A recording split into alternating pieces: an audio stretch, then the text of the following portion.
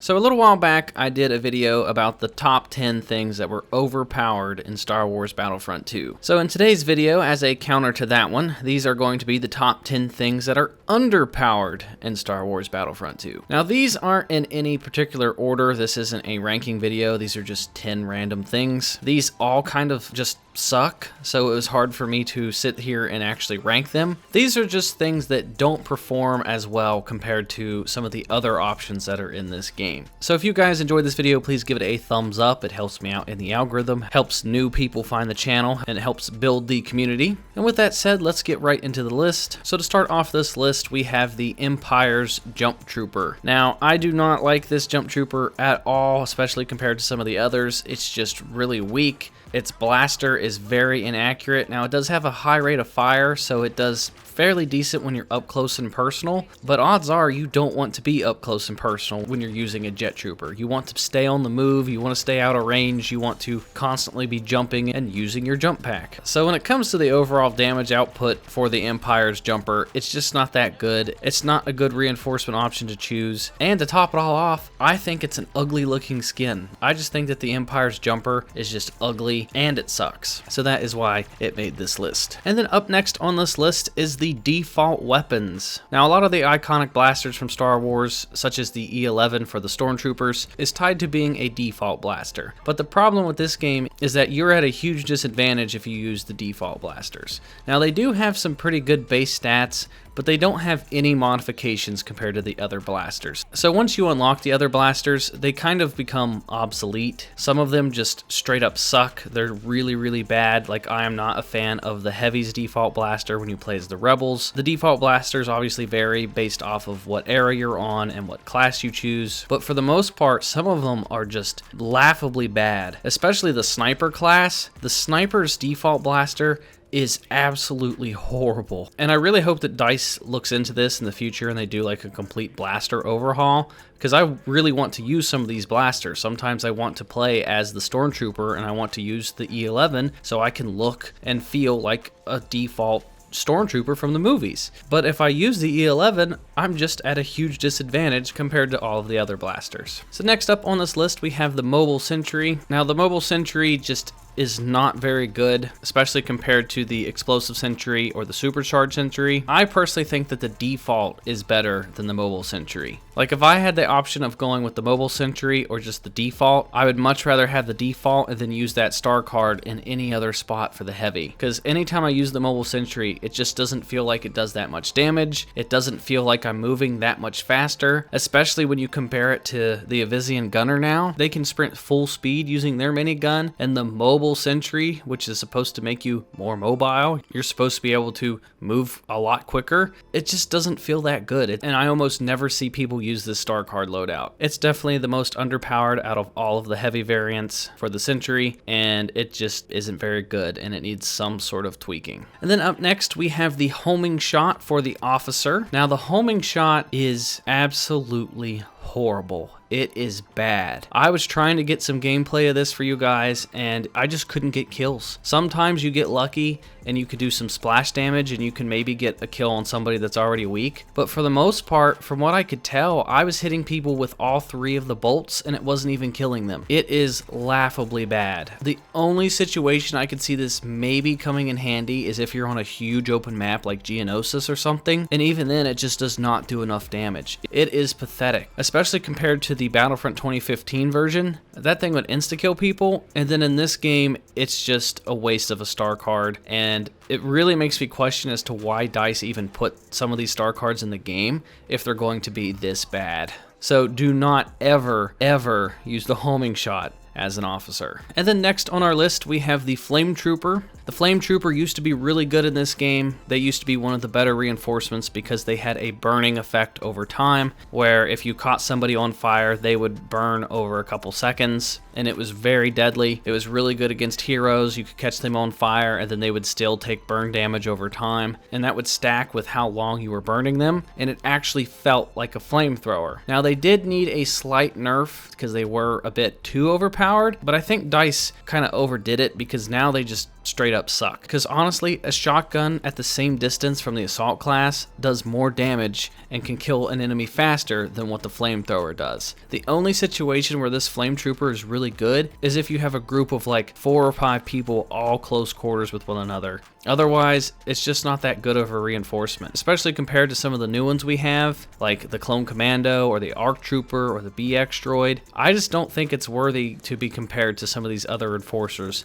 that are in the game. And I would like to see some sort of buff for the Flame Trooper. Then next up on the list, we have the Droid Akka. The Droid Akka was a much requested addition to the game, and then when they finally added it to the game, a lot of players were underwhelmed. Now, they are very fun to play with. They are very good at playing the objective because they're so quick. But when it comes to the damage output, they're really, really bad. You have to be very up close and personal to see any benefits from the Droid Akka. Their shield just doesn't last very long. Their overload ability is really good, but like I said, you have to be within basically shotgun distance to get it to work. Anything outside of close range, you're just basically tickling your opponent. You shoot at them, they realize they're getting shot at from a distance, and then they just turn around and they melt you. The Droid Akka is only good at flanking, and that's about it. The Droid Akka just doesn't live up to the Droid Akka name based off of what we saw in the movies. For example, in episode 1, Qui-Gon and Obi-Wan were afraid of the Droid Akkas and they had to run away. And then in Battlefront 2, when I see a Droid Akka, I'm not scared at all because their shields go down really quickly, and then once their shields are down, they die in just a couple hits. So I would love to see the Droid Akkas get a slight range increase, or maybe a damage resistance to their shield increased, something to make the Droid Akkas better, and then they could make the Droid Akkas cost 2,000 battle points instead of 1,000 to kind of counter the buff that they would receive. So next up after the Droid Akka, we have Han's Shoulder Charge.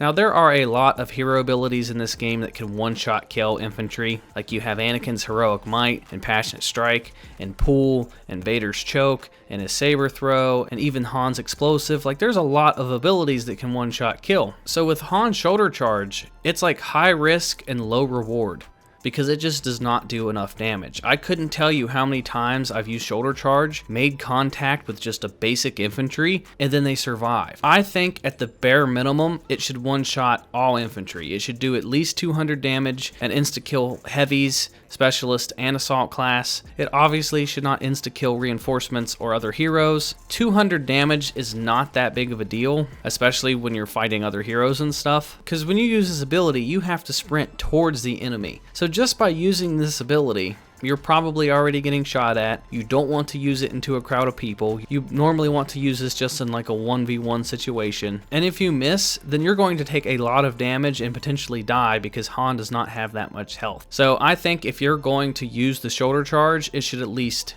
one-shot kill infantry. And then after Han, this next one is only available on a couple maps, which is the MTT. And the MTT is just not very good. Compared to some of the other options like the gunship or the AT-ATs or the ATTEs, this just isn't a very good vehicle for the artillery category. Maybe it's because it has a very limited field of view. On Kashyyyk, you don't see very many people running out in front of it. On Naboo, there's just not very many people that run out in the middle of the open. And then there's something off with the aiming when it comes to the MTT. I don't know what it is, but sometimes you have to aim a little above the dot. Sometimes you have to aim a little below the dot. It's never consistent when it comes to aiming. I couldn't tell you how many times I've had the little dot directly on a clone's head and shot them over and over and over, and somehow I keep missing. So the MTT just absolutely blows. It's not very good. It's very frustrating to play on Naboo, especially towards the end of the first phase where you have all these clones gathered up at the steps of the temple and you're shooting them with your linked fire and you're doing tons of explosive damage, but none of them are dying. So I'd like to see the MTT get some sort of change in the future. And then next up, we have the entire hero of Leia. Now, Leia just needs some sort of buff. She's just not good compared to other heroes. When it comes to 1v1 situations against other villains, she normally loses most of the time. Especially against someone like Palpatine, she'll get melted in seconds. Her middle ability just does not do enough damage. I figured it would at least do the same amount of damage as the default E11, but have a higher rate of fire. That's what you would think since she is a hero, but that's just not the case. Her middle ability is almost useless, because if you're close enough to infantry to actually use it, they're doing more damage to you than you're doing to them. The only time that her middle ability is actually useful is if you catch people off guard from behind, because it has very limited range to it. You can't shoot people at a distance. Her bubble shield is no different than an officer shield. It feels like Leia is just an officer that has a little bit more health. Now her pistol is actually fairly decent, and it does have a secondary fire option.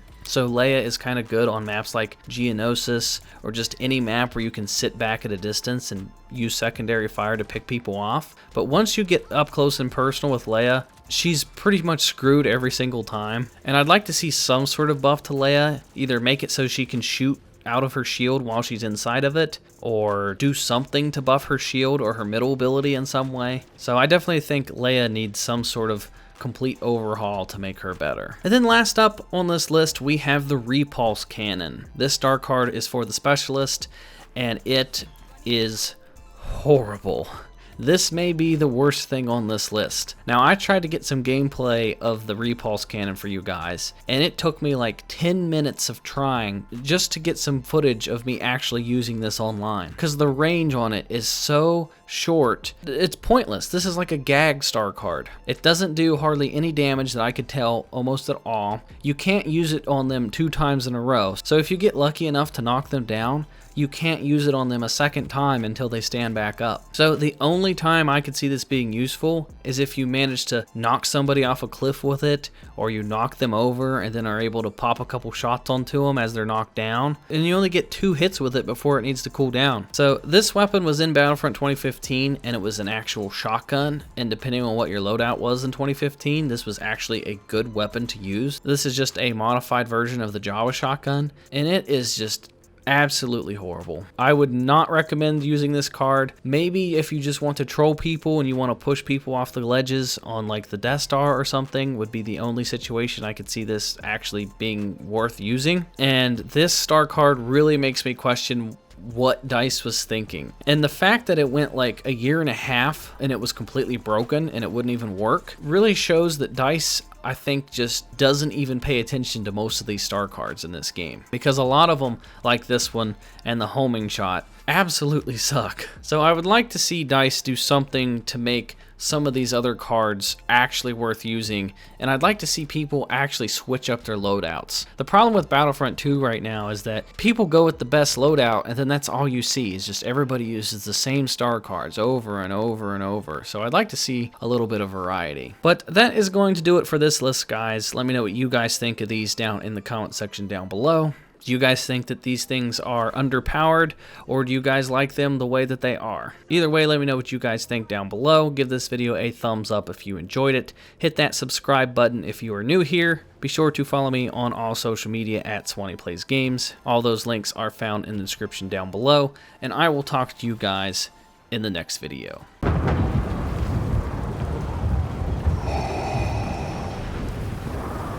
We would be honored if you would join us.